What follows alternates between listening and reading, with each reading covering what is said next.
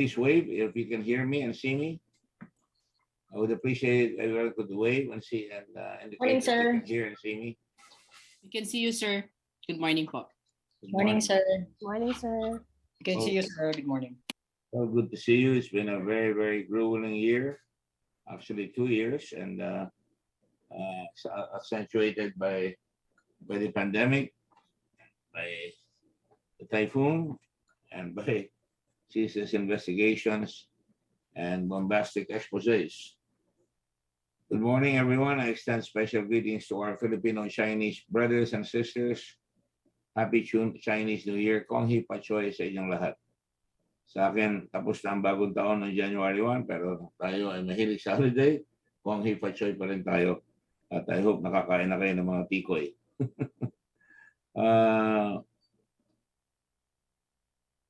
This past Monday, January 31, 2022, I, in my capacity as chairperson of the Senate Committee on Accountability of Public Officers and Investigations, or the Blue Ribbon Committee, released our partial committee report on the Senate's motu proprio inquiry in aid of legislation. Ako po nagsimula nito, motu proprio, at sinama ko na po yung ibang mga final ng ibang mga senador.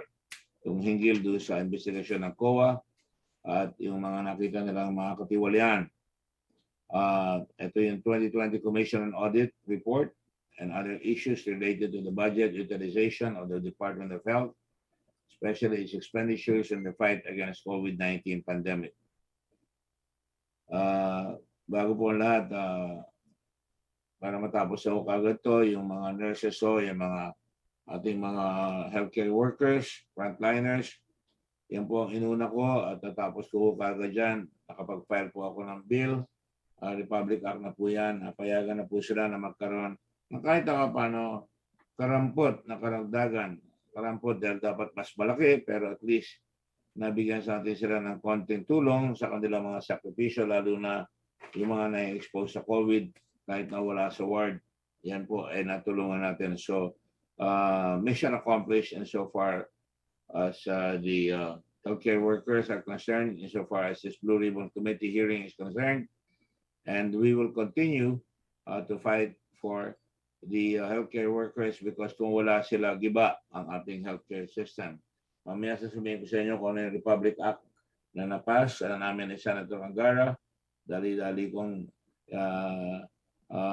sinuluyan kasama sila Senator Antiveros, sila Senator Pangilinan, Senator Dillon, sila Senator Lacson at iba pa mga kasama, pati sila Senator Ron de la Rosa, kung ako nagkamali, sumama sa amin dyan.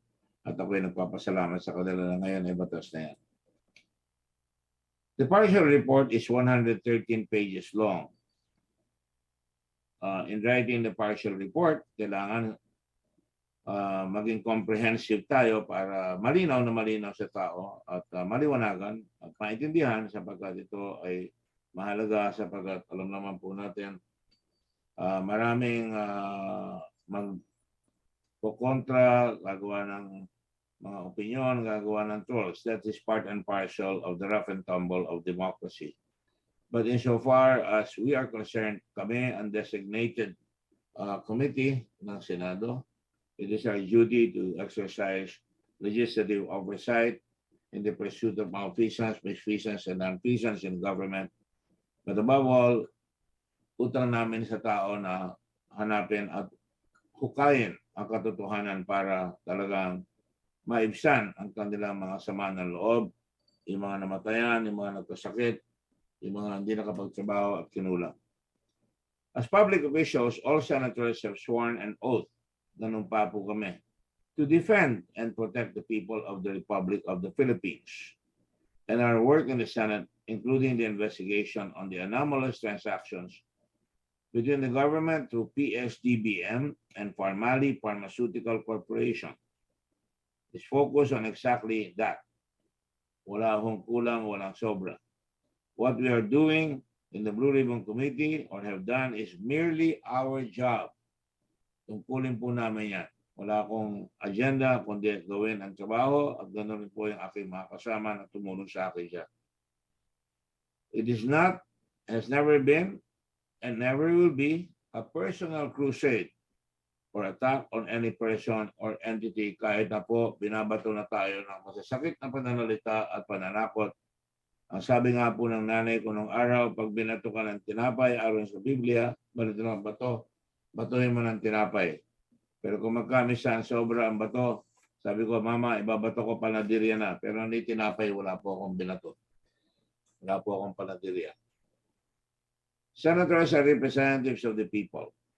Kinatuan po kami ng pangkahalatan ng bansa. Buong bansa ay nililigid namin para hilingin ang kanilang pagtiwala. And when the best interest of every man, woman, and child already suffering death, kamatayan, mahigpit na sakit, talagang nakakasidhi na walang trabaho, at talagang despair during the pandemic is reported to be compromised. Tungkulin po namin to get to the truth and make sure that those who are responsible are made to account for the added agony they inflict in our people. Every single hard-earned centavo contributed by our taxpayers must be put to good use.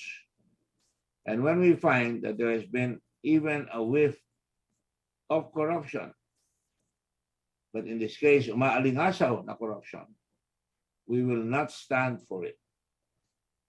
We cannot shirk from our responsibility to the Filipino people who now more than ever need us to safeguard their welfare. Let us therefore stick to the facts. In the middle of the COVID-19 pandemic, amidst growing case numbers, thousands of deaths, and overburdened healthcare system, the loss of jobs and livelihood, the closure of businesses, and lost face-to-face education opportunities for the youth, an unqualified and underfunded company na meron ng halaga na 625,000 pesos na walang track record whatsoever. At kung meron man may bahid na nanggaling pa sa Taiwan na nagkaroon ng malaking iskandalo na hanggang ngayon iniimbestiga at hinahabol pa yung mga katoto nila diyan sa family. Ito pong kumpanyang ito, na 625,000 peso corporation, ay nabigyan ng kontrata ng bilyon-bilyon sa lapi in medical supplies and equipment to fill the government's requirements in addressing the pandemic. What the Senate uncovered was reprehensible fraud, waste, and abuse in the Philippines' pandemic response, rooted in a system of syndicated corruption. Isang beses lang po sa 100 taon magkaroon ng isang pandemya. Dapat gawin natin lahat ang magawa natin para labanan ang pumapatay at nagbibigay ng sakit at kumikitil sa ating mga kabuhayan.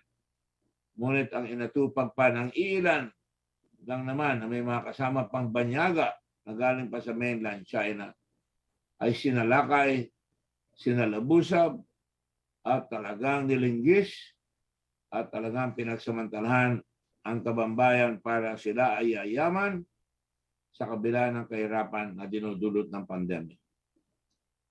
We found a Department of Health, fund headed by Secretary Francisco Duque, that relinquished control of 42 billion in pandemic funds to PSDBM. Ang instruction na inamin ng Presidente Rodrigo Duterte, inamin niya publicly na siya ang nag-issue. In other words, inutusan niya si Secretary Duque na pawalan yung 42 billion at ibigay sa PSDBM. The PSDBM, headed by Yusek Lloyd Christopher Lau, a former subordinate of one-time Special Assistant to the President and Chief of the Presidential Management Staff, and now Senator Bongo, and reporting directly to the Office of the President, confessed to negligence in ensuring purchases from qualified suppliers and entered into contracts with family that were manifestly and grossly disadvantageous to to the government. He was assisted by Warren Lex Leong na kasama rin nila sa Davao na sumuporta sa kandidatura ng ating Pangulong Rodrigo Duterte na nagtrabaho pa doon sa opisina ni President Duterte bilang Vice Mayor. Anong Vice Mayor siya? Isa sa mga consultant doon at nagtrabaho rin sa iba't ibang hanay ng gobyerno pagkatapos siyang ma-appoint ng Pangulong Rodrigo Duterte. Kasama rin si Dixon Panty ng head ng BAC, whose approvals of bids under anomalous circumstances conveniently justify the award of contracts to Farmally. It was discovered through the testimony of Crisel Grace Mago that under orders of Mohit Dargani, expiration dates for safety equipment for the use of our kawawang frontliners, the heroes of this pandemic, were tampered with and extended to deceitfully comply with procurement requirements. Pinapalitan yung expiration dates, isa-isa. At yan ay utos ni Dargani at pinasunod naman nitong si Ms. Mago. It was also revealed in the process of this investigation, as testified to by PSDBM Inspection Division, OIC, Mr. Mendoza, and Inspector Tanquintic, that it is not uncommon to certify that supplies have already been received by PSDBM when in fact there are none. There are none. In the course of the hearings, officials and executives of Farmally were uncooperative, arrogant, evasive, and gave false testimony to the point that Senate was forced to cite in contempt and hold in detention Lincoln Ong, ang translator ni Michael Yang na sumusweldo ng 80,000 pesos, Mohit Dargani na nagpapanggap na siya raw at pinagmamalaki niya sa kanyang LinkedIn na siya ay tao ni Michael Yang, at ng kanyang kapatid na si Twinkle Dargani na tila nagmamaang-maangan na presidente ng korporasyon nung una. The latter two, after a brazen but thwarted attempt to flee, tumakas the country on a private jet out of Davao City. Tinangkan nilang tumakas doon. Salamat lamang sa mga kawani ng Blue Ribbon at mga taong tumulong sa amin na discover namin sila at hinintay namin makasakay sila sa aeroplano bago sila hinuli. Patunay na pinalusot na sila doon sa Davao Airport at habang palipad na doon hinuli ni General Rene Almonte sa Monte at ang mga tiga-usa. What made the already anomalous transactions even more disgusting was the fact that Farmally officials, in the months during which they received billions in payment, purchased, at makikita nyo, several luxury vehicles for themselves. At least 3 Porsche na mga sasakyan. Katulad lamang ni Lincoln Ong na 80,000 ang sweldo, Porsche Cayenne VR6, Lexus RCF, Porsche Carrera 4S. At hindi murang masasakyan. 13.5, 8.5, 5.9 million. At yan ay binili na ng mga luxury vehicles for themselves in the months during which they received the billions in payments. Talagang hindi nila matiis magpasiklab kagad ng mga magagarang sasakyan habang naghihirap ang tao. Isang Lamborghini na nagkakahalagang 25 million ay nirigalo ng kuya o ni kuya si Mohit Dargani sa kanyang kapatid na si Twinkle Dargani. 25 million. At a Lexus all while our people were still suffering. Several of them, such as Michael Yang, Rose Nono Lim, and Lim Wei Xiong, may mga magagarang kotse, may Porsche rin. Si Rose Nono Lim, may Escalade. Merong Range Rover. Merong Toyota Alphard. May Lexus LX500. At may Land Cruiser. At nakatira sila sa magagarang mga bahay pang tunay na talagang pinakamayayaman sa ating bansa. Sa Forbes Park, sa Dasmariñas Village, ang kanilang mga address, 14 Nara, 1590 Cypress Street, sa Dasmariñas, yung Nara sa Forbes, 2260 Avocado Street, Dasmariñas Village, 14 Nara Avenue South Forbes, sa City of Makati, 18A St. Michael Street, Paradise Village, Quezon City. Ito ay mga expensive neighborhoods, and one of the latest available documents reveal that Farmali executives have been failing to disclose the genuine extent of benefits and involvement of Michael Yang.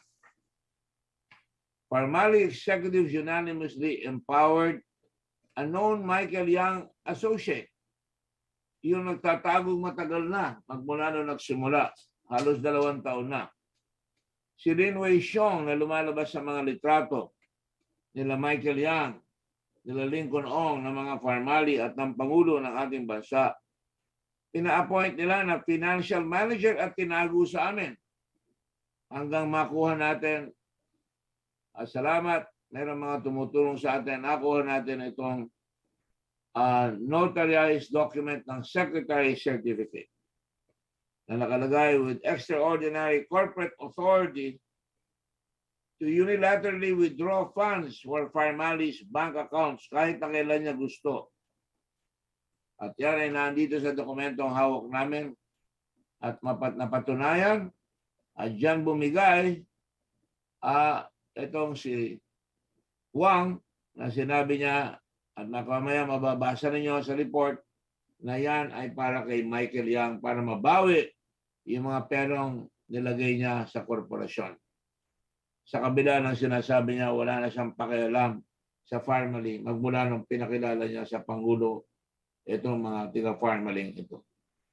Sunod-sunod pa, marami pang binanggit na mga pangalan ng mga tiga-Chinese mainland ang nabanggit na kasama si Michael Yang. Pati mga alalay niya, si Gerald Cruz na kumuha ng bahay doon sa Forest Park para mabigyan siya ng 500,000 peso rental. Doon sa Nara Street sa Forest Park. At pati ito nawawalang si Noel, si Uson, Jason Uson. Hanggang ngayon di makita si Gerald Cruz. At itong girlfriend nitong si Mahi Dargani, yan ang retrato ni Gerald Cruz na binigay na kay Sofia Custodio na hanggang ngayon hindi makita at hanggang ngayon hindi makapagbigay ng liwanag sapagkat nagtatago. At pag nagtatago, talaga may tinatago on crucial matters and provide vital information pertaining to the investigation. Kaya hindi namin matapos dahil dyan sa mga taong yan. Meron pang 2 hinahanap. Si Jeffrey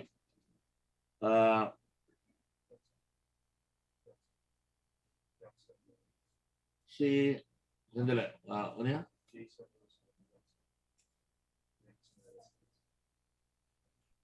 Pakilakas lang.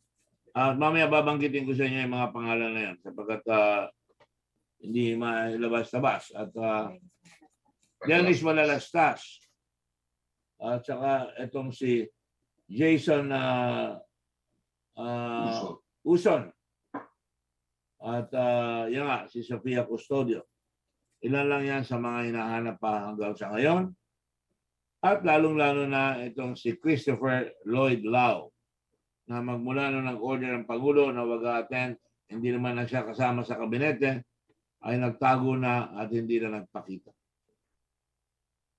The unsavory details that emerged during the Senate hearings from testimonies and documents are facts, not baseless and unfounded accusations thrown arbitrarily for the sake of building a case.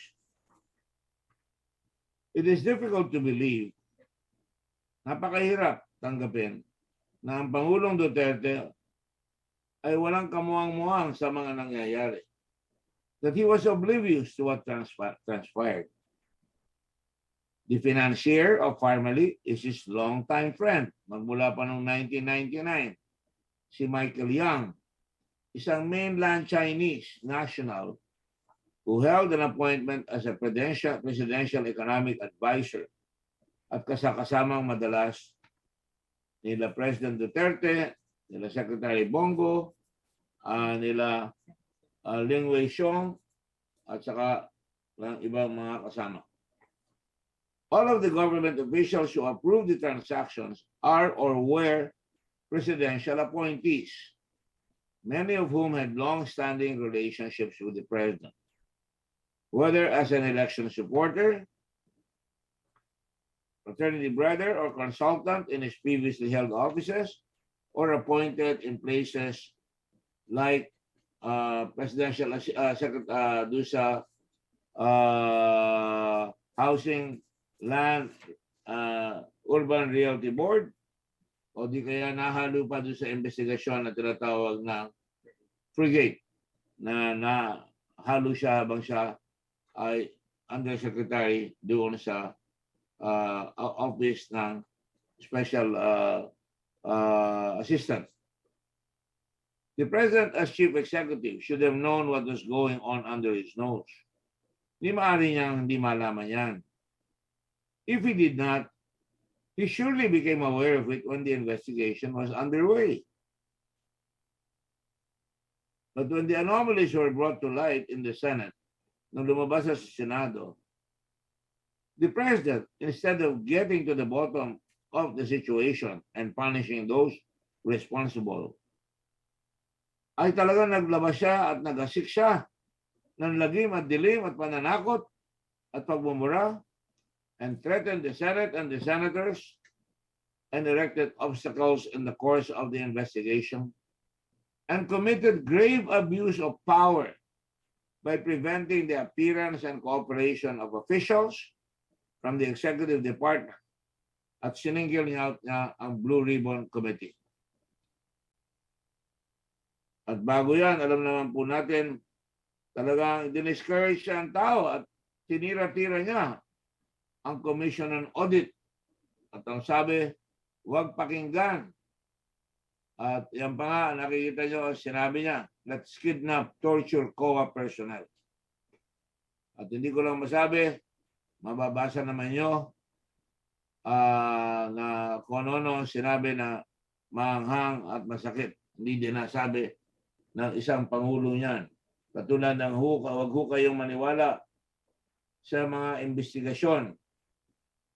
At nakalagay pa dyan sa nakakalina, yung sa COA, itong putang inang COA, sorry na lang po, kailangan sabihin ko, yung sinabi niya sa COA, if you go back here, kanina, makikita nyo, ang sabi niya, huwag pakinggan ang putang inang yang COA na yan. Let's kasi yung COA. And I quote, every time may mali talaga. Ano ba naman itong COA na ito? Kung mag-kidnap tayo ng taga-COA, lagay natin, i-torture natin dito, tang-ina sa Duterte on Tuesday, January 8, 2019. Umpisa pa lang, talagang dinidiscourage na ng tao. Sabi niya pa, sinong taga-COA dito? Ihulog muna sa hagdan para di mag-report sa Duterte during a meeting with his cabinet and Marcos in Lawag City. Pattern of consistent intimidation has started and harassment and erratic behavior. The cabinet can replace him actually. Pero nung nagsimula na itong Farmally, nung naglabas na ang COA, ayan na, talagang he poured on the vitriol. At kung wag ko kayo maniwala sa mga investigasyon, investigasyon. Kita naman ninyo, walang mangyayari. Talaga walang mangyayari kung di talaga tutulungan ng Pangulo. Puro lang, we will investigate, we will investigate. Kung pakinggan mo yung mga ibang senador dyan, sabi naman niya sa Senado, meron talagang masabi. After an investigation, 1 or 2 or 3 days, then your hearing, wala na.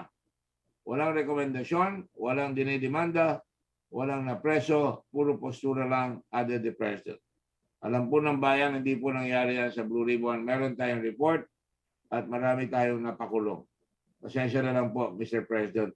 Ginagalang ko pa rin kayo. Alam ko kung minsan nagagalit kayo. Hindi nyo makontrol ang inyong emotions. He erected obstacles in the course of the investigation and committed grave abuse of power by preventing the appearance and cooperation of officials from the executive department. Sabi niya, you will create a crisis here. Pag ganyan ang vision ninyo, I will not allow any cabinet member to go to Congress to testify. Gawin na ninyo ang gusto ninyo kung ano ang gawin nyo. Sabi ni President Duterte. August 31, 2021. Talagang laying the predicate na hindi niya napapupuntahin. Ang masakit pa, talagang napakasakit. He repeatedly and publicly defended and protected those closest to him, who had been found to have dipped their fingers into the coffers of the nation at a time when our people were suffering and still are. Sabi niya, walang kasalanan niya. Sabi niya, pagador lang yan, nagninegosyo lang yan. At sabi niya, huwag tayong pakinggan. Kailangan pong ipagtanggol ng mga senador ang independence ng Senado. Kailangan rin ipagtanggol ng Senado, tulad natin, na tayo ay pakinggan natin ang COA. Lahat tayo nakukuha. At ito sabi niya nga, pag-defend kay Michael Yang and Lau on August 31, kasi si Michael Yang daw, negosyante ito adre. Hindi naman ito nagtatapon ng pera. May contact ito sa China na malalaking korporasyon. At siya ang nagpagador. Made their entry here, said Duterte. At ito ang nangyari. Undeterred, the Senate, a co-equal branch of government, could not allow this. Hindi namin pwedeng payagan yan. To prevent us from discovering the truth, hindi kami pwedeng pigilan na maglabas ng katotohanan. Tanggalin ang mga maskara ng mga magnanakaw at ma-expose sila sa kanilang graft and corruption and from making known and to make known their misdeeds sa Pangulo, para malaman ng Pangulo pero hindi pa rin pinakinggan, at para sa madla the misdeeds of certain officials of this administration. Unfortunately, kung nanahimik na lamang sana, okay na. Panay pa rin ang pukol na masasakit na salita. Hindi naman po kami bumabawi. Pero nagpapatunay na parang may tinatago at may pinagtatanggol. Hindi parang, talagang may tinatago at pinagtatanggol. The President's own behavior leaves us therefore to conclude nothing less, pati madla, nothing less that he was aware of, alam niya, allowed, and condoned. Pinabayaan niya. Tinolerate niya.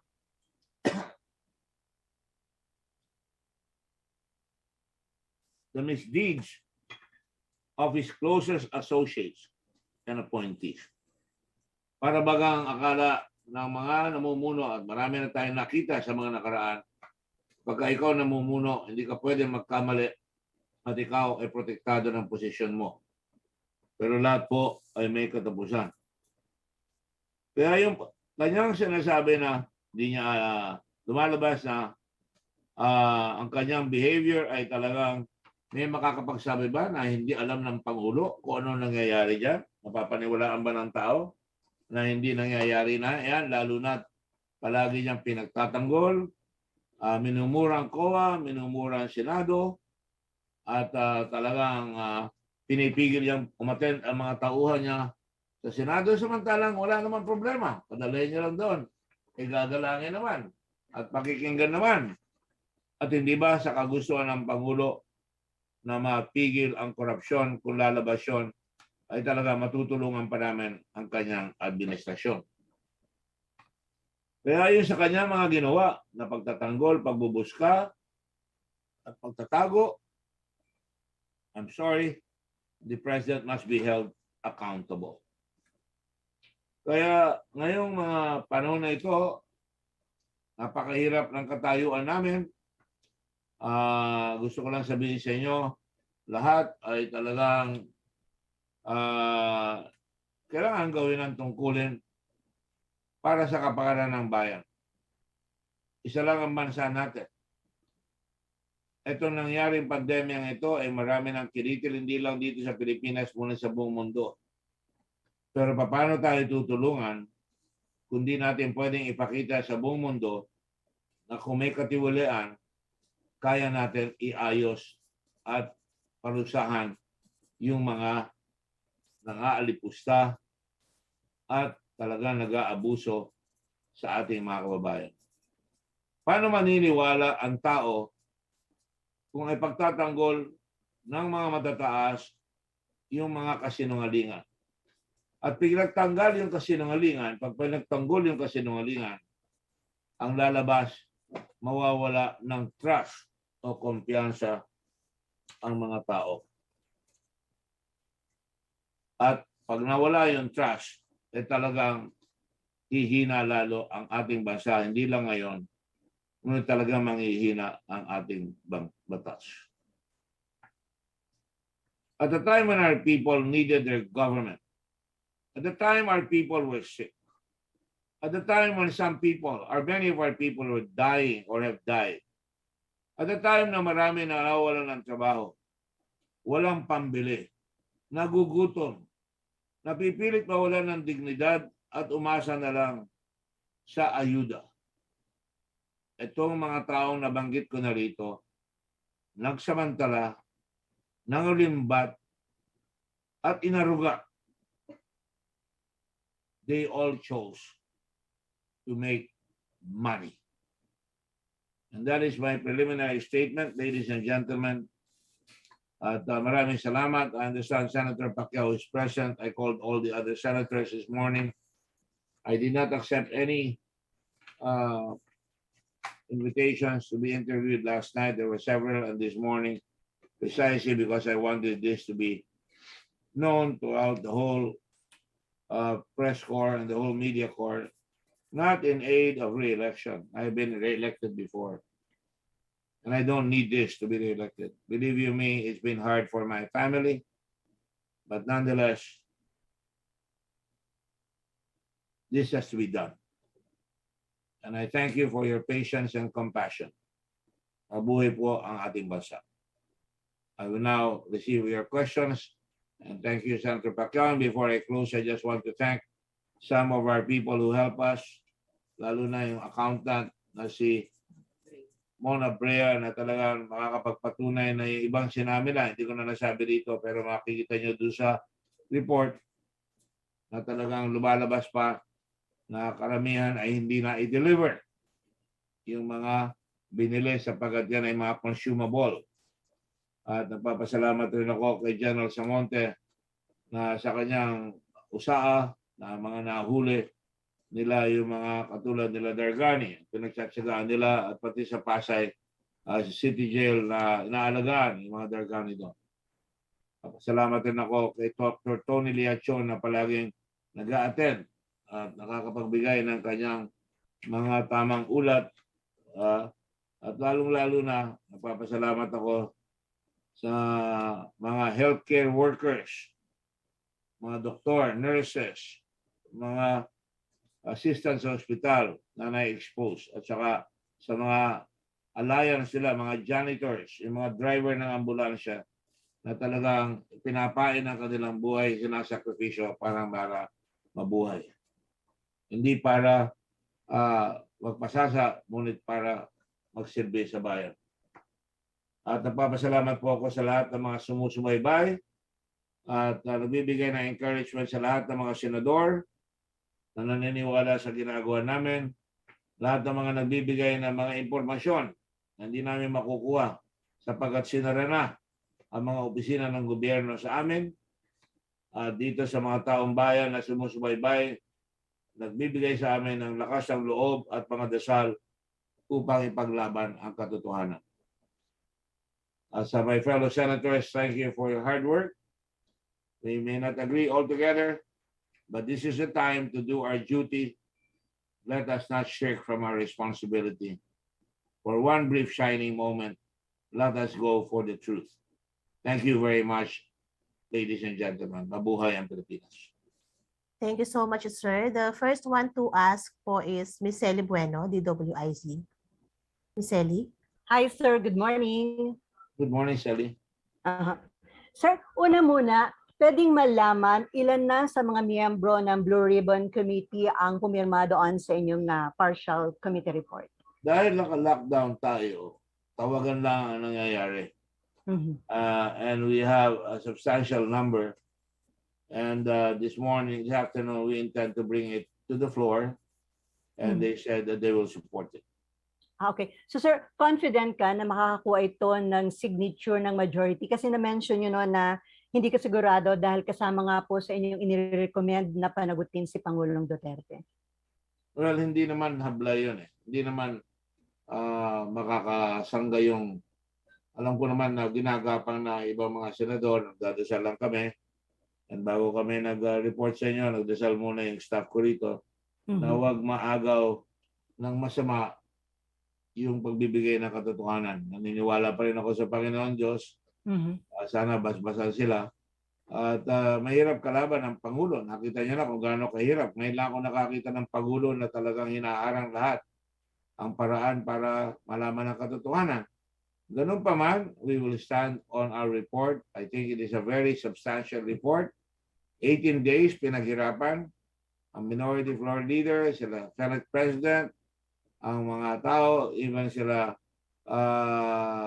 Senator President Pro Tempore, sila mga tao na umaalalay sa atin, sila Senator Pangilinan, sila Senator Ontiveros, Senator Pacquiao, at sila Senator Pimentel, tumutulong sa investigasyon at maraming tumutulong. I think more or less malalaman nyo na talagang I hope hindi mahati ang Senado. It would be tragic kung mahati ang Senado on partisan basis. Ang dapat maghati lang ang Senado between truth and lies. Sana sumang-ayon sila sa katotohanan. So sir, Pinaghirapan. Sir, sa oras na ito, may figure na kayo ilan na yung pumirma? Kasi doon sa mga tinanong naming senador, isa palang sumagot na pumirma na si Senator Panfilo Lacson. Sabi niya, I signed it with the reservation. And then the rest, lahat po sila sabi niya, binabasa, nire-review pa ho nila yung report. I have an idea but I don't want to steal the thunder from them. They have committed. Alam ko si Manny Pacquiao, matatalo niyo siya. Nangako pa siya na sagot niya ibang mga senador. Nakausap ko na rin yung ibang senador na yan. Sa kausap ko sila Senator Poe, sila Senator Cayetano, okay sila. Walay ko hindi naman babaliktad yung mga yan sapagkat hindi naman baliktaran yung mga yan. Kanina kausap ko si Senator Rector, 99% approve siya.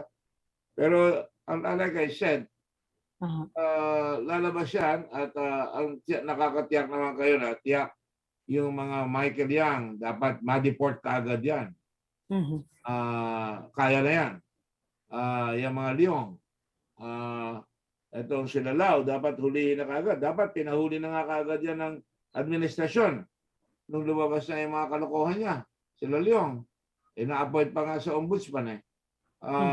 At nakakasiguro ako doon sa mga yan. Siguro, siyempre, nag-aalangan rin yung iba dahil presidente ang kausap. At siyempre may mga pinagsamahan rin sila. I hope that would not be the case because kuminsan you have to make the choice between what is right, your duty first before friendship. So sir, kung today makakuha ng signature na majority, i-report out niyo na po sa plenary this afternoon? Yes, I intend to do that. And what is so important about getting a number? Naglalakas ako ng loob, ilang beses na ako narinig dyan. Na sinasabi ko ang nakita kong katotohanan na napag-aralan namin.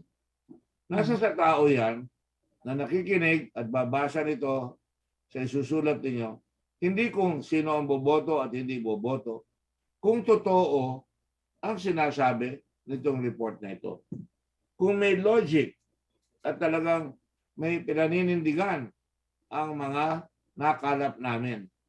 Kung magkamisahan tayo sa media, at ako rin ay nag-media, ay ang tinitingnan natin ay yung mga bilang, yung magkano halaga. Wala yan eh. Sa tingin ko, tayo, lalo na sa mundong maraming fake news, dapat hayaan natin ang tao na makita yung report. Sa pagkatotoo lang, kahit ano mangyari dyan, ang maghuhusga ang tao. Hindi mo maloloko ang tao. Sabi nga ni Lincoln, marami, you can fool some of the people some of the time. You can fool some of the people all the time, but you cannot fool the people all of the time. And we are a democracy. The ultimate decision maker would be the people. At pag nabasa nito, ay talaga maraming maliliwanagan. Pwede na lang kung ikaw ay bayaran na troll sapagkat siya ng hanap buhay mo, o ikaw ay rabbit na para kay Presidente at hindi kita sinisisi, hindi ko tatanggalin yung karapatan mo na kumampi sa kanya. Pero ang pagdasal ko lang ay tingnan niyo mabuti, look at it with open eyes, with open mind, with an open heart, and pray that we do the right thing because for so long, mura tayo na mura laban sa korupsyon. Alam natin, ayaw natin ang korupsyon, pero pag umarap na ang katibayan, panahon na parang manindigan. Where do we stand?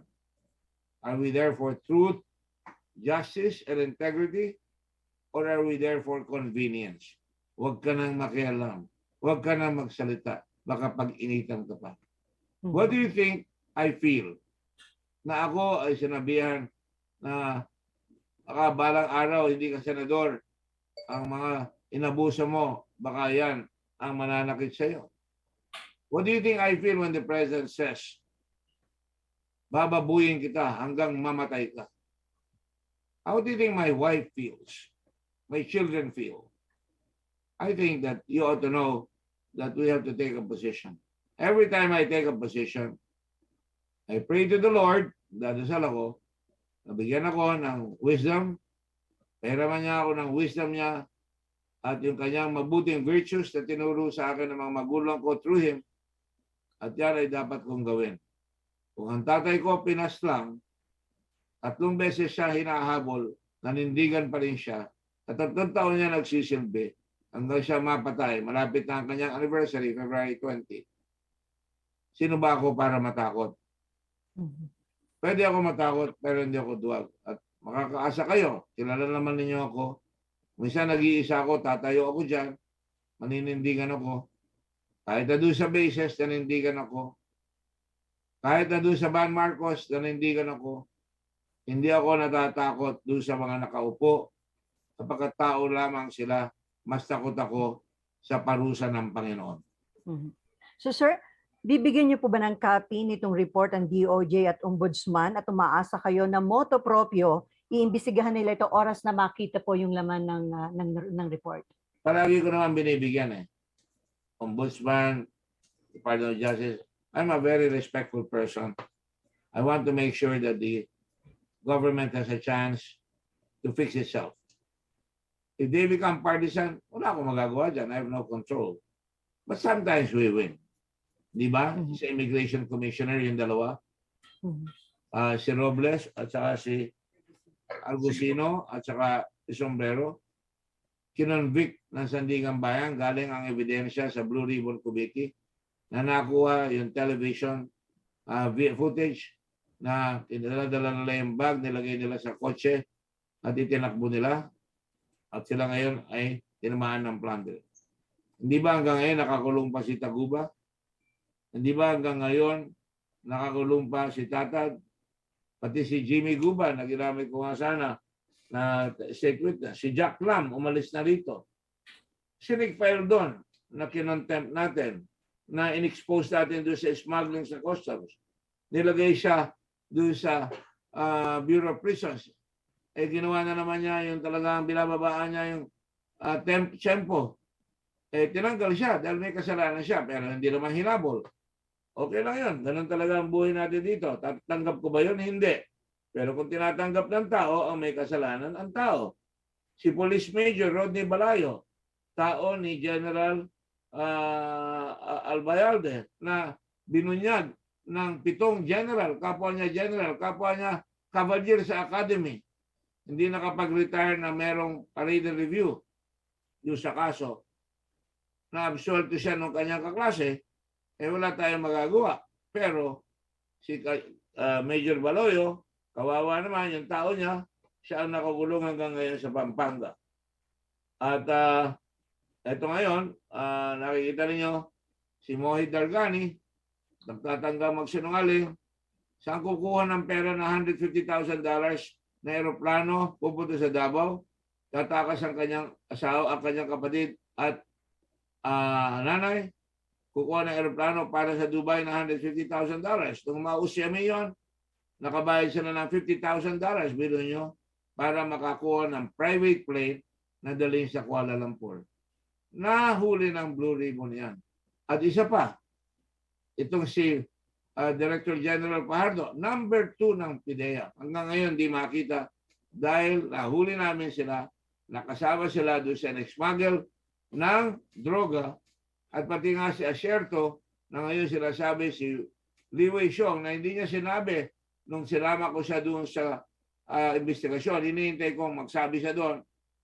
Nagkaroon siya ng cold feet, umalis siya.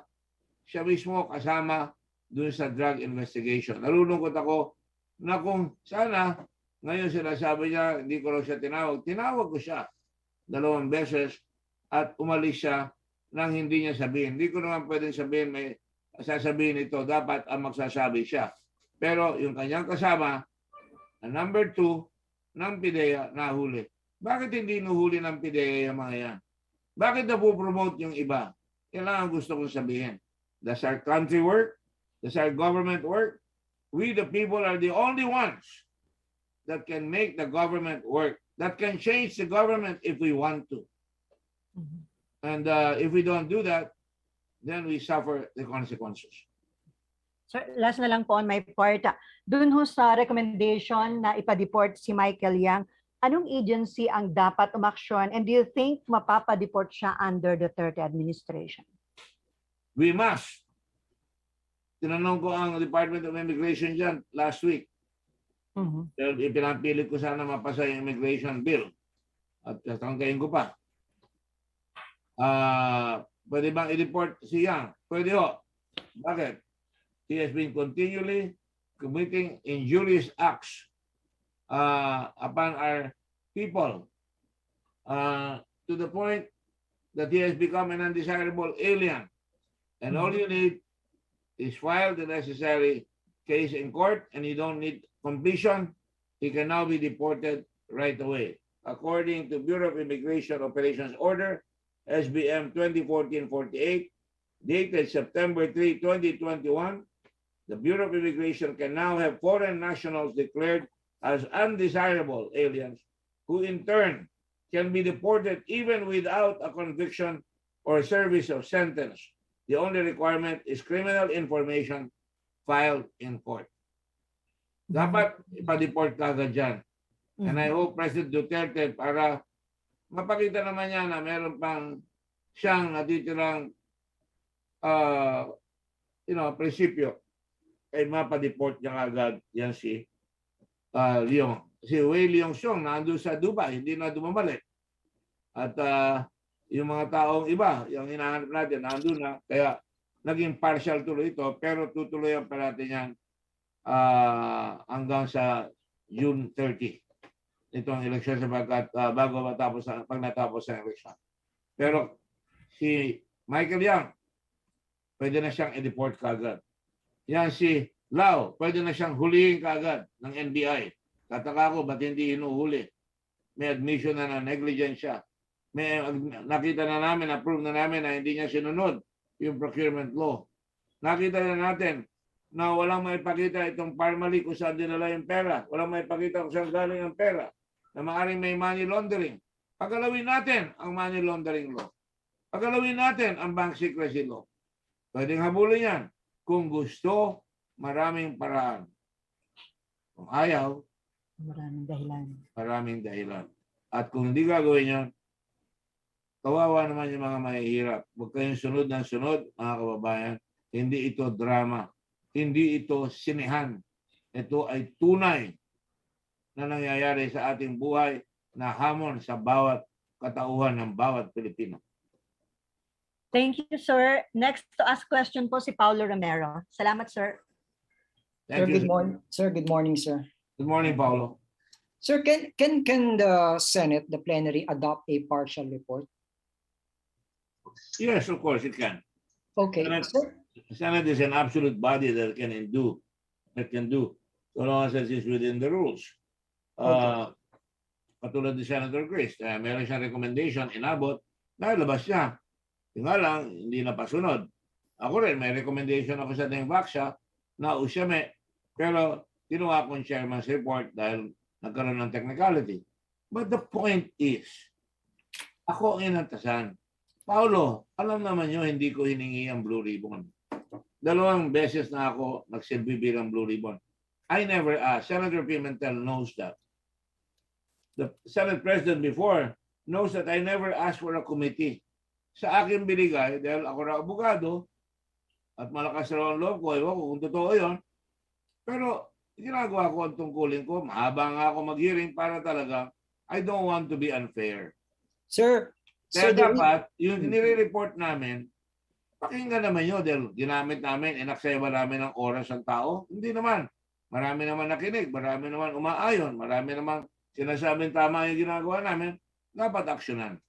sir, that's why I asked. That's why I asked that question because apparently the long and short of or rather the tone of the initial statements come from Secretary Duque, from spokesman Carlo Nograles, as well as the lawyers of the private, those somewhat impleaded by this committee report, are saying that these are all preliminary and they would await a formal action by investigative bodies from the executive branch only after the Senate formally acts on this particular committee report. So what do you say to that also, that they want? Let me be very simple and direct.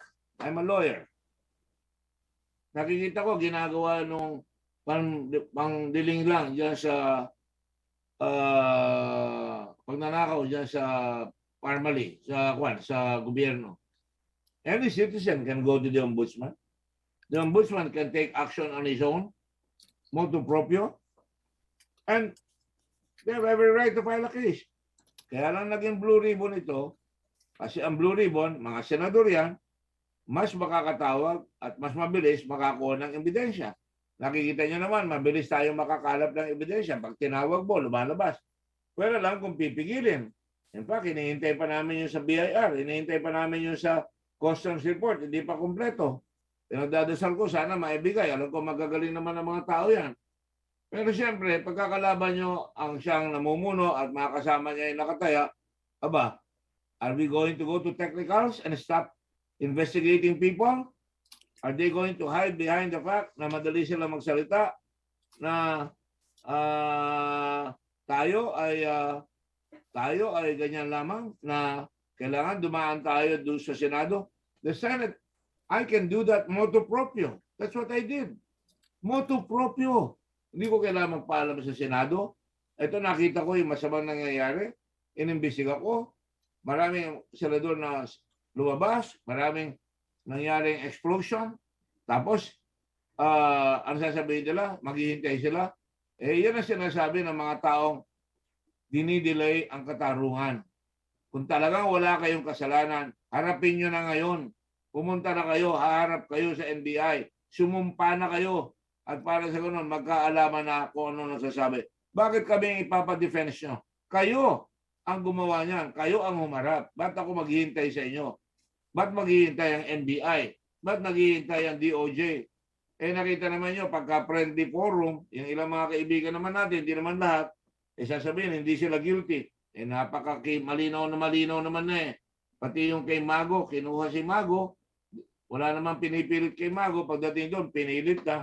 Hindi nyo makikita hindi patas ang labanan. Hindi nyo maloloko ang tao, maliwanag ang isip ng tao.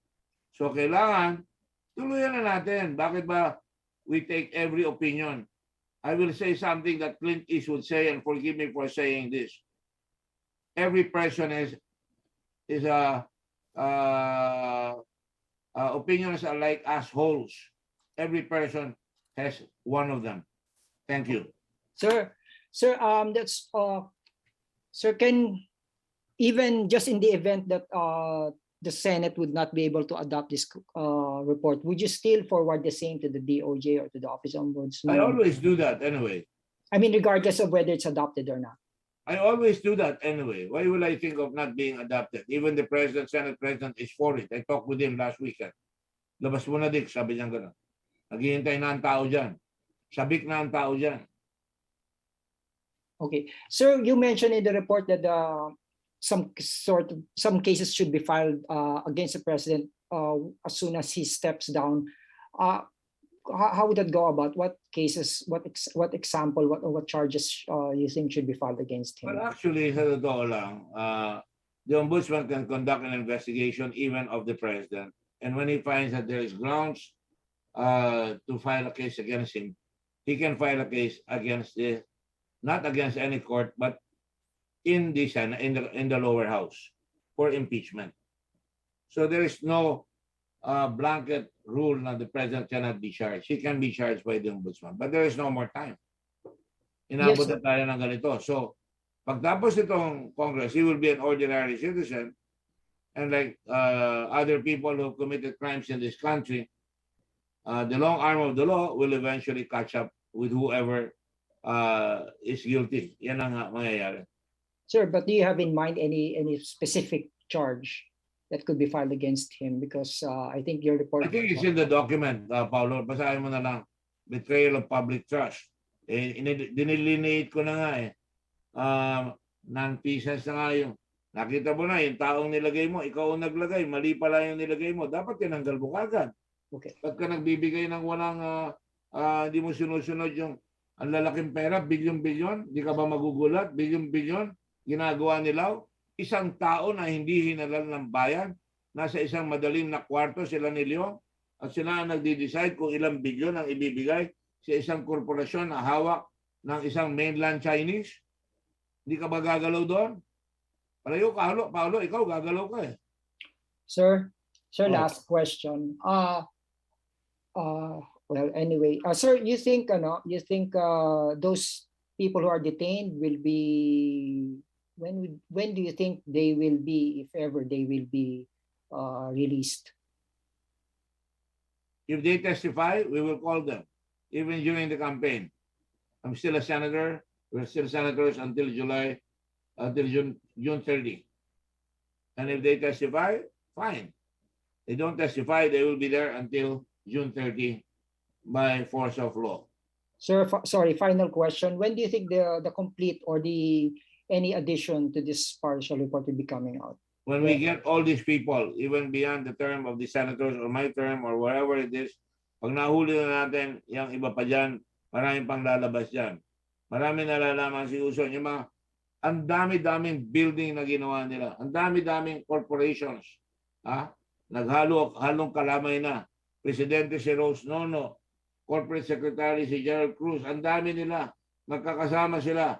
Yan ang web of corruption ni Michael Yang, na hindi nagbayad ng tax magmula noong 1999, na nagbayad lang siya noong 2018 at bigla siya nagkaroon ng dami-daming korporasyon kasama siya at hanggang ngayon sasabihin natin hindi siya pwedeng ma-deport. Sorry po, hindi po ako Pilipinong gano'n na maniniwala na lamang na luluko-lukuhin tayo ng isang banyaga na hindi naman ginagawa ang tungkulin. Maraming mga Filipino-Chinese na talaga nagsisikap, napapayaman ng bansa, pero ito mainland Chinese ang pinayaman niya, sarili niya, inasikaso niya yung bulsa niya at yung mga kasama niya. Sir, thank you very much. You're welcome.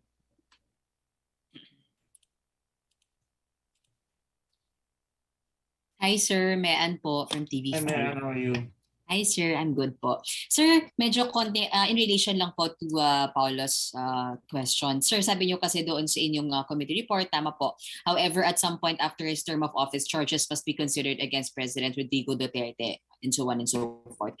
Aside from betrayal of public trust, ano pa po yung nakikita niyong posibleng ikaso sa Pangulo, knowing that you said nangyari ito under his watch, alam niya, kinondon niya, ano po yung mabibigat na kasong pwedeng isampa sa Pangulo?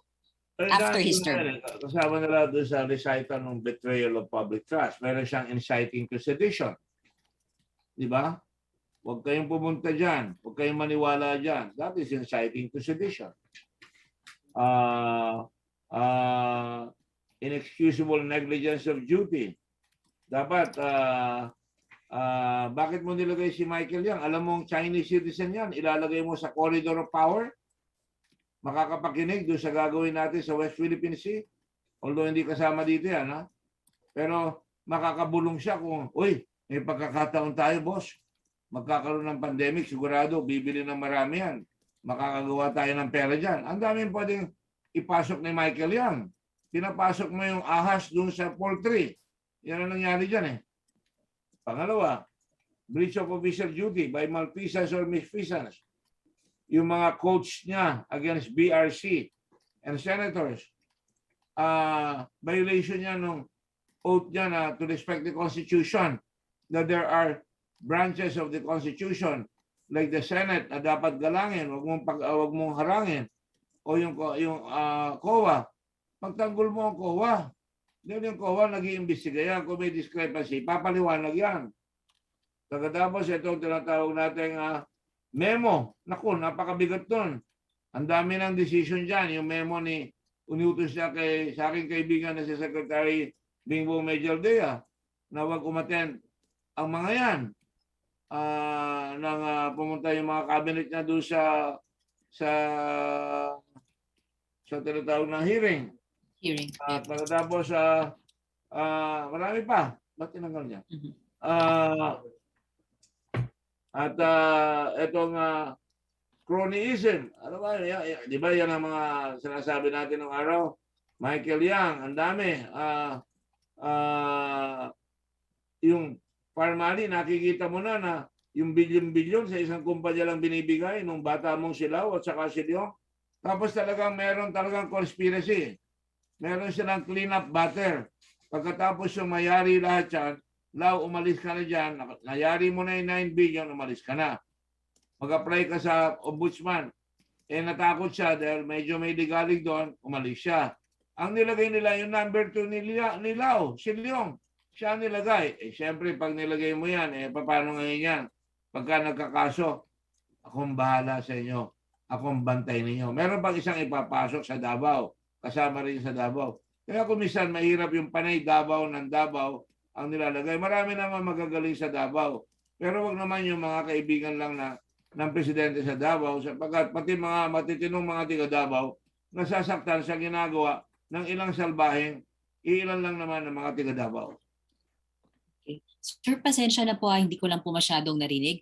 Ano po yung pwedeng ikaso doon sa pambabastos po niya sa Senado at sa COA? May nabanggit po kayo kanina, sir. Well, may grave threats yun, may pagka-coercion. Yung sa COA, yung violation of the respect for constitutional body. That is, you're preventing them from doing their duty. Tinatakot mo sila, intimidation. Itong sa Senado, tinatakot mo yung mga senador.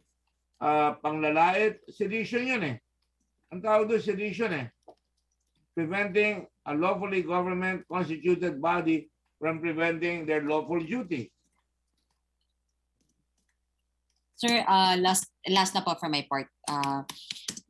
Sabi niyo pagtapos ni Pangulong Duterte sa kanyang termino, ordinary citizen na siya. Gaano ho kabigat na mismong Blue Ribbon Committee ang nagre-recommenda pakasuhan siya?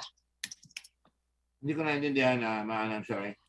Meaning, sir, bilang after po ng term ng Pangulo, ordinary citizen na lang siya, no? Gaano po kabigat na isang Blue Ribbon Committee po ng Senado ang nagpapakaso or nag-recommend na kasuhan si Pangulong Duterte? It's as heavy as any committee of Congress or as any a law-abiding citizen. Everybody has a right to seek the court to in redress of go to court in redress of grievances. So the weight is the same. Whether it's filed by somebody with the same evidence as the Blue Ribbon, it should be taken the same by the courts. That's why the courts are there, to measure the evidence of any citizen or any committee. Blue Ribbon cannot file by itself, an offense. But any member can do that. And the way it works, katulad sa Amerika, pag nakita nag-iimbestiga yung Senado o yung lower house, pinapahuli na ng Attorney General yung ayaw humarap. Nangyari lang yan about 2 months ago sa Amerika. Sir, sorry sir, may isa pa pala, ihabol ko po ito. What do you say lang dun sa tawag nito, reaction po ni Attorney Topacio ng formally na tinawag pa rin po niyang kangaroo court ang Blue Ribbon Committee, and from the very start it was just you lang naman daw po. Kayo lang daw po yung nasa That is to hearing. be expected from Mr. Topacio. Knowing him, I expect that from him, and I give it short shrift. Right. That's all for me, sir. Thank you. Thank You're you, welcome. Senator. Thank you. Thank you, Ms. Mayan. Sir, next po si Sherry Ann Torres, ABS-CBN. Hi, Sherry. Hi sir, magandang tanghali. Opo, sir, bago yung questions ko sa inyo, you mentioned andito rin si Senator Pacquiao. I'm just wondering if we can also get his thoughts about this partial committee report. Of course, I mean, it's up to him. Mhm. Senator Manny, are you there?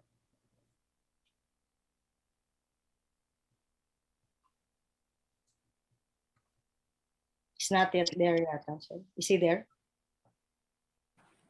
Yes. Ayan na siya. Mhm. Senator Manny, can we also get your thoughts tungkol po dito sa partial Blue Ribbon Committee report? Nabasa niyo na po ba siya? Yes. Your thoughts, sir? I fully support the report, the Blue Ribbon report. Totoo naman lahat ng sinasabi doon ni Senator Gordon. Sir, ibig sabihin through and through, mula dun sa pagsasabi ni Senator Gordon na betrayal of public trust hanggang dun sa mga enumerated personalities, you fully agree on this, sir?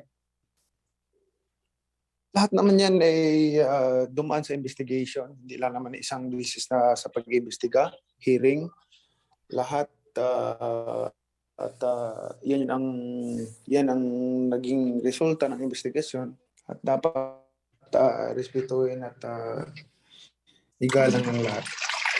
Sir, are you going to sign the committee report, sir, the partial committee report today? Yes. Without any reservation to, sir, no? Without any reservation. Tiwala ako dyan kay Gordon. Okay, thank you. Tiwala ko kay Senator Gordon sa kanyang mga report. Okay, thank you, sir. Thank you, Senator Manny. Senator Gordon, sir, Okay, balik thank you. ako. Thank you. Opo. Sir, balik lang ako, Senator Gordon, sir. Sir, sa layman, para mas maintindihan lang. So, matatapos itong 18th Congress, andito yung alleged violations committed by the President.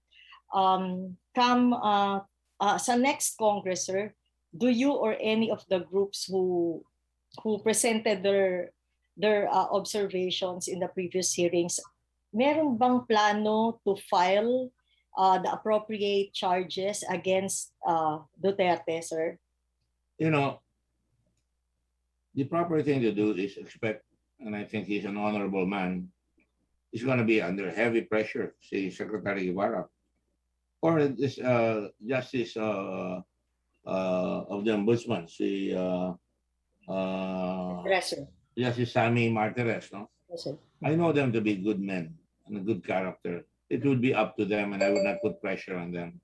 I know that they will have to conduct an investigation themselves and see the weight of the evidence, the logic behind the decisions that have been made. Be that as it may, again, at this time in our history, na talagang nahirapan tayo at nahihirapan tayo sa pandemic, we're not looking for scapegoats. We're not looking for people to blame. We are just astounded at the temerity, yung talagang impunity, yung talagang, ano ba sa Tagalog, yung karimari-marim na talagang karumal-dumal na attitude na ginawa nito mga taong ito. Banyaga pa, mga banyaga pa, na sumusunod sila na lokohin ang bayan, na maaamin na hindi na namin binilang yan. Alam niyo, tatalangin ko kayo, palagi ko, kahit na si Secretary Duque, hindi niya malalaman kung na-delivered lahat yung mga yan dahil consumable yan eh. Kaya ang dali-daling dayain. Kaya yung mga nanonood at nakikinig, napakadali pong dayain yan. Kaya yan ang pinili nila eh. Yan ang talagang nilinggis nila. Lusot na lusot. Kaya protektado sila ng tinatawag nating bank secrecy deposits, no? Protektado sila ng tinatawag nating money laundering. Lalo na may mga accusations, hindi ko naman sinasabing totoo, na si Michael Yang ay involved sa drugs, no? At si Leong, no? Siyempre, alam naman natin, karamihan ng drugs ang gagaling sa China, sa mainland China. Hindi naman natin maitatanggihan. Hindi naman lahat sila ganoon, pero karamihan hanggang ngayon, pinangako ng Pangulo na mawawala yan in 6 weeks, in 6 months, hanggang ngayon naandyan. So, talagang dapat pansinin natin ito at hindi porke tapos na ito, matatagal. And this is my point now. This country is not famous for closure. We cannot seem to close who killed Benigno Aquino. Palagi nagdududa tayo. Kasi ang inaatupag natin, hindi ebidensya, we question it. Tingnan nyo kay O.J. Simpson, na-dismiss. Pero later on, nahuli siya, robbery, nakulong siya. Tingnan nyo yung kay, yung nagnakaw sa New York, si, ano pa ano, yung scam doon, sa New York City, yung mayaman na mayaman, nakulong kagad yun. Pati si Cuomo, nagkaroon ng kaso, pero yung nagnakaw, pinag-usapan namin ni Mr. Kimbo yung kagabi, ano pa ano yung sa Bernie Madoff. He made off with a lot of money. Nakakulong siya. Even Prince Andrew is now being accused. Hindi naman pwede porque malaki kang tao, exempted ka na. Hindi pwede porque malaki kang tao, we have no closure. Who killed Luna? Who killed Bonifacio? Who betrayed the revolution? We cannot seem to have closure. Ang dami-daming kaso. 7,000 people have been killed by riding in tandem. Mahuhuli tapos sasabihin, nahuli nga namin pero dalawa ang tinuturo. No closure na naman. Albayalde, no closure. Ang nagkaroon lang ng closure yung ginawa namin Blue Ribbon, yung dalawa, yung umiiyak na may panaral na relo at binawasan pa yung 50 million ng 1,000 para hindi maging plunder. Ito malinaw nawala ang pera. Hindi maipakita. At ano nangyayari? Inimbestiga maigi ng mga senador at palagi ko, pasusi ang investigasyon. Umaming si Mago na pinapalitan nila. Itong si Kwan, nahuli namin yung corporate document. Dapat tingnan nyo yung corporate document na nakalagay doon. Pwedeng kumuha si Leong Wei-Xiong at anytime ng pera. Siya lang ang pipirma, makukuha niya yung pera. At tingnan nyo yung sinabi ni President Wang na ginagawa niya para mabawi niya yung pera. Sa kabila ng pandilin lang niya, na wala siyang kinalaman, na hindi siya nakikialam, later on nabisto siya. Ang daming kasinungalingan. Kailangan isara natin ito at may maparusahan.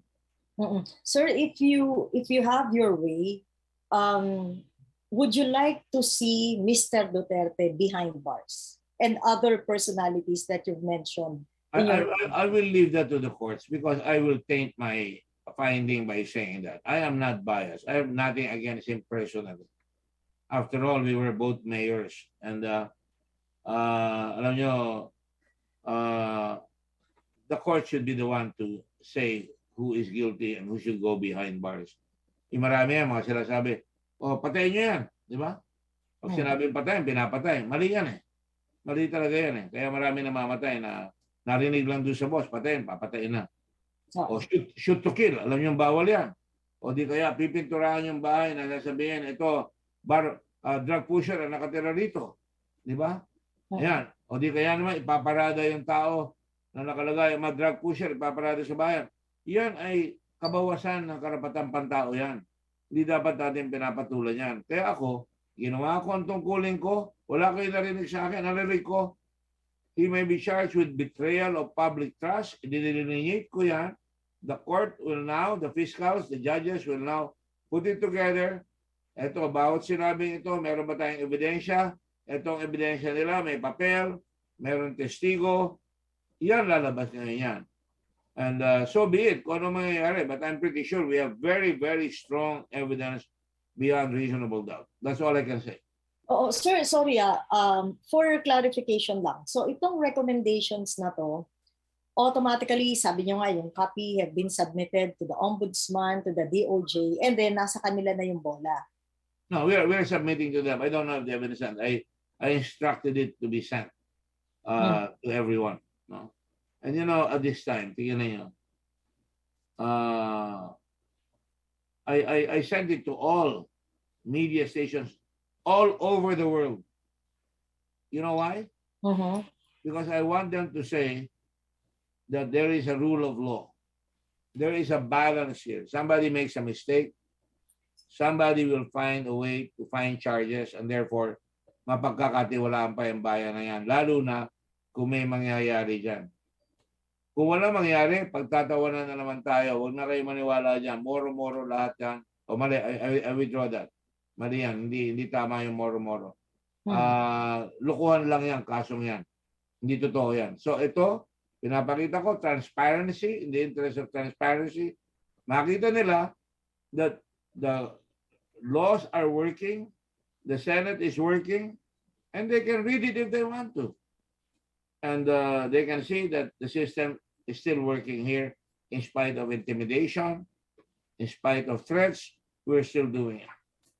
Sir, I know you already mentioned or you already answered the allegation of Attorney Topacio. Just to get also your side, Attorney Fortune said they'd rather wait for the case to come up, for the report to come up as a formal case sa court. And also he said that ang nakikita daw naman kasi nila, hindi to in aid of legislation, but in aid of re-election of the senators who investigated the.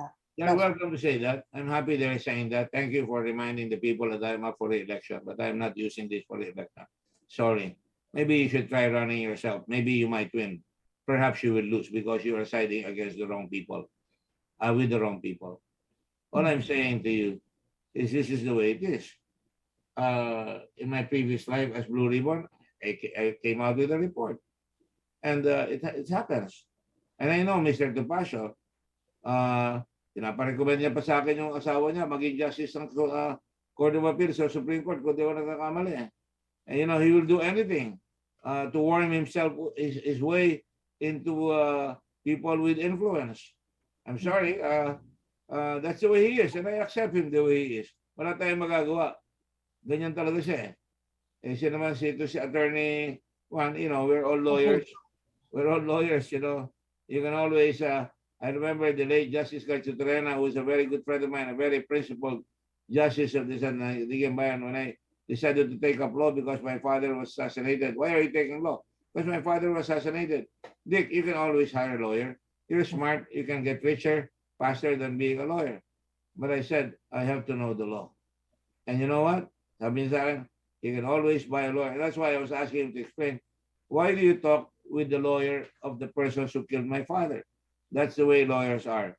We're paid to do a job. We try to do our job professionally. I would assume that Attorney Fortune is doing his job professionally, and I respect that. That's all I have to say. Mm-mm. Sir, what's gonna happen to the arrest warrant issued against Attorney Lau? Kasi matatapos na yung 18th Congress.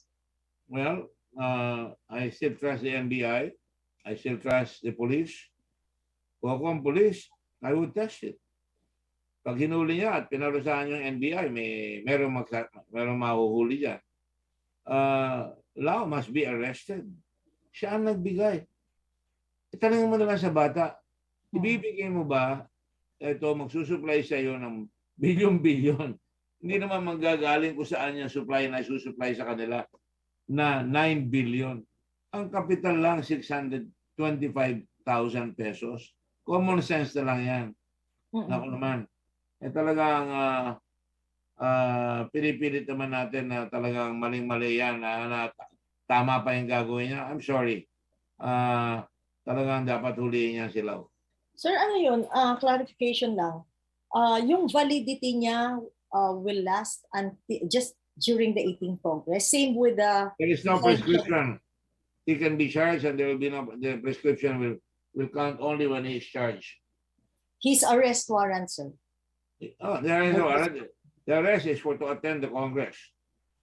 Not to put him in jail or submission. The arrest is because we are protecting, we're not punishing him. The arrest is only to protect the Congress prerogatives in aid of legislation and in aid of oversight. So whoever... By the way, we have laws. We are going to abolish the PSDBM. Yeah. That's one of the laws. And we're going to make sure that yung sinasabi nilang legal, technical, and financial requirements must be followed to the letter. Hindi yung subject to the women caprice of Mr. Lau, people like Mr. Lau. Okay. So regardless as to who will be the next chairman of the Blue Ribbon, kailangan humarap pa rin si Lau sa next Congress. It will depend. I have no control over the next Congress. Okay. Last, they can reopen it, and they're welcome to do that. Contempt orders or arrest orders stands. No, they're arrest orders because ninisulto mo ang Senado, no? At malinaw yan sa mga desisyon ng Korte Suprema, lalo na yung Arnold case at yung Balag case. Okay. Sir, last, how about the fate of Mohit Dargani and Lincoln Ong? Detention. They will stay until the 30th of July. Kasi meron pa tayong hinihintay. 30th of June, sir, you mean? Yes, June. Sorry, June. All right. Thank you, sir. Si Mav na po. Thank you, Sharon. Thank you. Hi, sir. Good morning. Mav po from GMA. Sir, you mentioned po kanina na no more time. Sir, masasabi po ba na ang possibility of impeachment is out for President Duterte? Or kung pwede pa po, ano po yung first step sa proseso? Well, the process should be this. Somebody will file or the ombudsman will file and they will have to file. Sarado na ang Congress bukas. Walang session. So, paano bibilangin yung grounds to impeach? Diba? Pagbalik namin, siguro 1 week before June 29, no? I don't remember exactly. Maaaring maghabol pa doon. Meron at least 1 or 8 days maaaring maghabol doon. Pero, you know, I think Clinton was impeached. Trump was impeached pero hindi natuloy. Opo. If memory serves correct. Sir, dito po kasi 'di ba kapag impeachment magkakaroon din ng botohan sa lower house and medyo alam natin na merong super majority in the lower house. So paano po kaya ito? Do you think it will fly in the house if ever magkaroon ng impeachment case? You can see me smiling and laughing. There are good men in the house, but the house is very susceptible to presidential exhortations. Nakita niyo na yung nangyari doon sa isang committee, and I will not disrespect them even if they disrespect us. Bino nyo, testigo ng Senado, pinasabi nila na pinilit raw namin. That's foul. Hindi ginagawa yan. Unethical conduct yan. Sir, natanong na rin po to kanina na isa sa mga pieces of legislation na nanggaling dito sa hearings ng Blue Ribbon Committee is to abolish the PSDBM. Aside from that, sir, ano pa po yung mga nakita ninyo from the proceedings na kailangang repasuhin or kailangang isabatas? Well, definitely, ang gusto ko masalimutan, it will have to be the next Congress, yung alam mo maraming korupsyon nangyayari. Ang ganda-ganda na dapat ng court natin dito sa tinatawag nating procurement law. Napakasalimuot. Pag maraming salimuot, maraming lulusot. The other one, yung overall of the procurement laws. Pangalawa, we have to be strict sa immigration. Hindi nagbigay ka ng 50,000. Meron ka ng permanent resident visa. Saka yung BIR, hindi nagbabayad, dapat sinisita nila yan. Eh, ang tao, pag hindi nagbayad, hinahabol nila. Tapos itong mainland Chinese pumapasok dito. I remember I had an uncle who was an American. He had to pay his taxes religiously. He was working in the base and they were made to pay taxes. Ito si Michael Yang, nagkaroon ng maraming properties. Ang gagarang kotse, nakatira sa magandang bahay, hindi bini-BIR. Eh, dapat talaga pakialaman yan.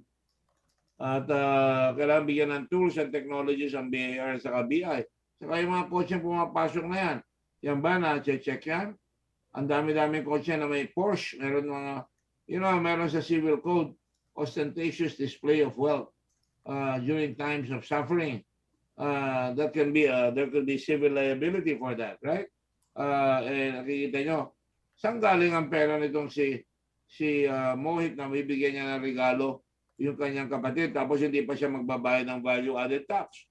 Isa pang titignan natin, higpitan natin yung Bureau of Accountancy, yung Professional Regulatory Commission sa accountancy, no, dapat nagre-report sila, hindi yung yan lang ang pinakita sa akin bahala na si Batman. Kaya kasama dyan yung accountant, naawa nga ako sa kanya, yung binabayaran lang ng 4,000. Si Illuminada Sibial, hindi siya nag-illuminate, nagpadilim siya. Yes, sir. Sir, meron lang po ditong patanong si Ate Nympha. Nympha? Yes po. Ang tanong po niya, may pruweba raw po bang nakinabang sa pera si President Duterte? Dito po sa transactions na ito. Hindi naman yun ang nakapatong lamang sa kanya sinasabi ko, this was a pre-planned pandemic. Nakita nyo, ayaw lang pakita kung saan napunta yung pera, di ba? Pero nakita nyo, na-disgrasya ang gobyerno sa pera. So I don't have to prove na nakinabang. What I have to prove dito sa mga taong ito ay talagang they flouted the law. Hindi nila sinunod yung procurement law. They were favored. Nakalagay yan sa ombudsman law, giving manifest advantage, di ba? Something manifestly disadvantageous to the government and grossly disadvantageous to the government. Nakalagay yan. Clear unwarranted benefits. Halimbawa ito sa Lincoln Ong. May 25 yung bayanihan law. May 24, nag-uusap na sila ni Lao. Nagpapadala na siya ng mga supplies kay Lao. Na-receive niya yung request for quotation. Ang galing naman. Sobra naman talaga yan. Di ba? Alright. Sir, thank you po. Ang susunod po sa akin ay si Mara Cepeda from Rappler. Good to hear from you.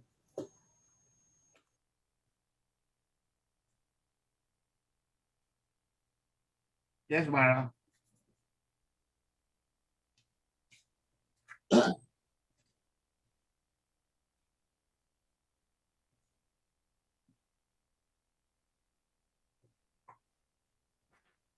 Sir, habang wala pa po si Ms. Mara, may nagpapatanong din po, kung after the President's term at walang ginawa ang DOJ at Ombudsman, willing ba siyang mag-file ng kaso laban sa Pangulo at the rest of the personalities na nasa partial report? Sino? Kayo po, sir. Well, we will get there because that will become a personal thing already. I'd rather have the courts, the DOJ do that, but I would not be remiss. I would not shirk from that responsibility if I have to. By the way, hindi pa na-establish kung talaga bang na-deliver yung mga supplies. Hello. Yes, go ahead. Mara, go ahead. Hi, Senator Gordon, pasensya na. I guess I had a problem with my mic. Two quick questions lang po from me, Senator Gordon. Yes. Wala po bang pwede nang mag-file at this point of the recommended complaints in your Blue Ribbon Committee report? And do you think that the Department of Justice can actually file these cases or at least start its own motu proprio investigation? I don't want the public to think that it is only the Department of Justice that can file. Any citizen can now file sa ombudsman. Do you think, sir, magkakaroon ng weight if, for example, senators would actually file the case? Kayo po yung nag-imbestiga. You know, it's about time our people wake up and that they file the case. They can get the Blue Ribbon report. They can use us as consultants and they can file the case. Mm-hmm. Now, Senator Gordon, you're seeking re-election in the elections. Are you concerned that your very hard-hitting reports, I think sinama niyo si President Duterte would affect your chances of being re-elected? No, it will not affect the chances of my re-election. Principally because I think a lot of people do not believe the president anymore. He has lost ground.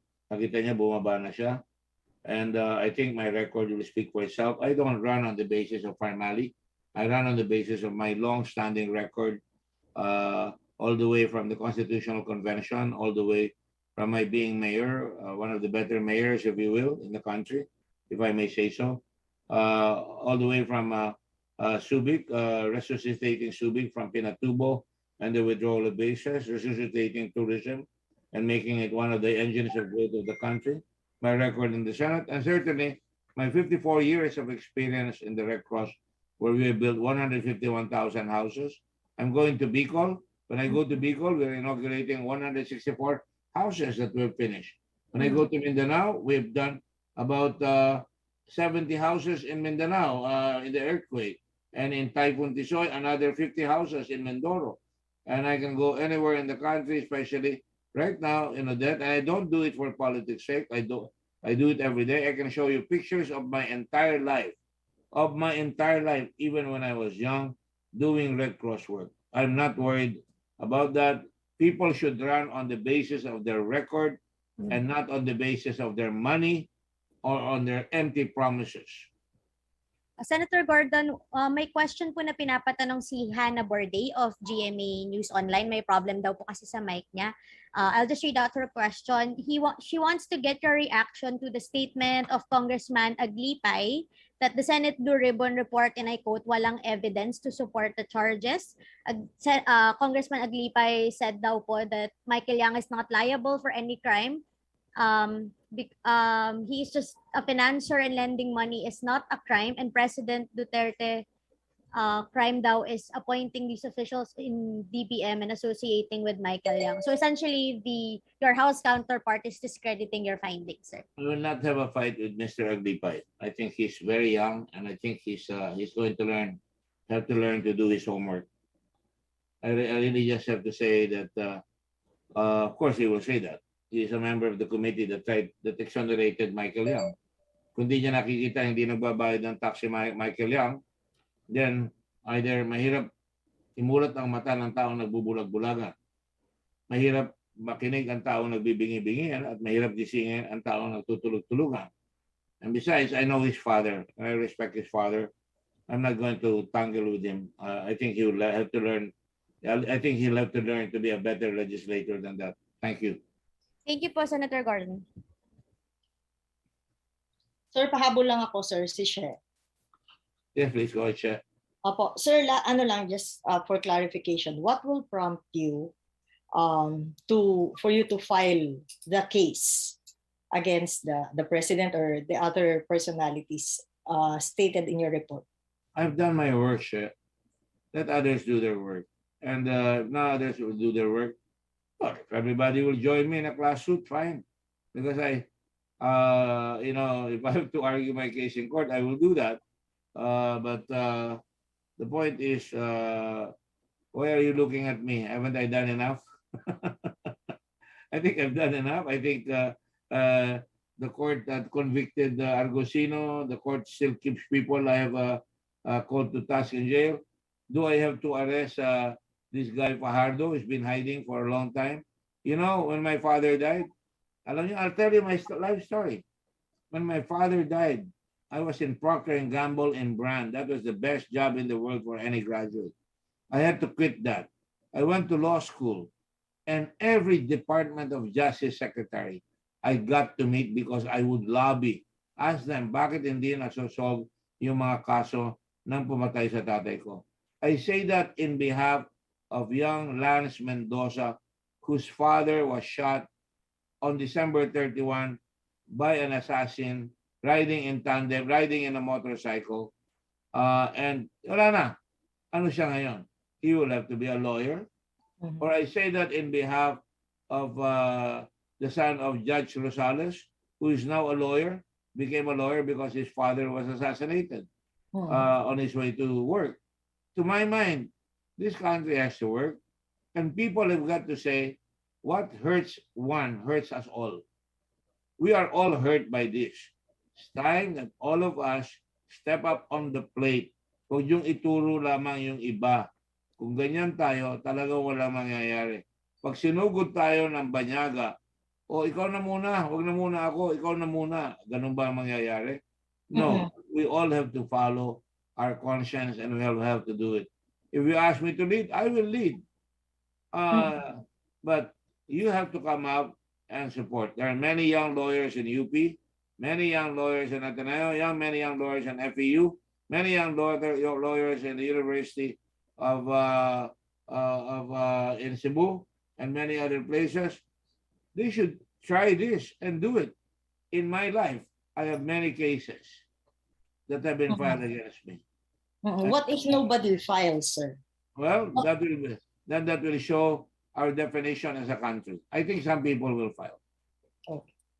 They've talked to you, sir. Some people will I think a lot of people are waiting. You know how many calls I have to field every day. My wife has to field calls. My office has to field calls. Kailan lalabas? Kailan lalabas? Ilabas nyo na. Kailangan malaman ng tao. Kapag naglaman ng tao, anong gagawin nyo ngayon? Yan ang tatanungin natin sa kanila. Okay. Thank you, sir. Salamat po ulit. Thank you, Sheena. Thank you, Michelle. Sir, question po from Nino Aklan ng Hataw. Pwede raw po bang i-endorse o i-submit sa NBI yung order of arrest ng Senate para kay Lau? Kasi baka raw po lumitaw siya after ng 18th Congress. They're aware of it. I would say they will have judicial notice of the proceedings. Kasi sinasabi ko nga palagi, dapat nakununood yung Secretary of Justice, Department of Justice, nanonood ang Ombudsman, nanonood ang BIR sa mga kaso. And I understand, in fairness to the BIR and also the customs, nag-imbestiga na sila. Palagi nga kinocomplain nila na iniimbestiga na lang sila. Meron na letter of authority to investigate them. Mabuti naman, pero may mangyayari ba? Abangan ang susunod na kabanata. May nangyari ba sa Westinghouse case? I think nagbayad tayo sa Westinghouse. Nagbayad tayo doon sa Westinghouse ng $350,000 a day para mabayaran yung Westinghouse. Pero may nanagot ba? Hanggang ngayon, wala. So, makikita natin talaga, kung talagang mayroong gustong mangyari sa ating bansa, it's about time the people wake up and fight for themselves. Okay. So, no more questions po. I think we're done, sir. Thank you so much po to all our media friends who joined us today. Thank you, sir. Senator Gordon, and of course, Salamat po, sir. kay Thank you, Senator sir. Pacquiao. Thank you din po. Salamat po. Thank you very much for your questions. I thought I'd give the Senate the first crack. I did not accept any invitation, and I asked the pardon of the chiefs. I asked the pardon of Christian Esguerra. I asked the pardon of my good friends si Ted Pailon and from Radio Bombo and from everywhere. So pwede, pero inuna so ko pwede na kayo sa pwede na kayo sa the chief, sir. The Kasi tapos na chief, sa amin. Pwede na ako mamaya sa the chiefs, pwede na ako. Sabihan ko sila, sir. Pwede ka na. Enjoy ako doon dahil talagang mga senior golden girls na nandun. Kamagalit sa akin. Thank you. Thanks, sir. Salamat, sir. Thank you. Salamat, sir. Thank you, girls. Bye Thank po. you, ladies. Thank you, sir. Thank you. Akala ko nandiyan ang focus. Thank you very much kung nandiyan kayo. Thank you very much. Maraming salamat. God bless you all. God bless the Philippines.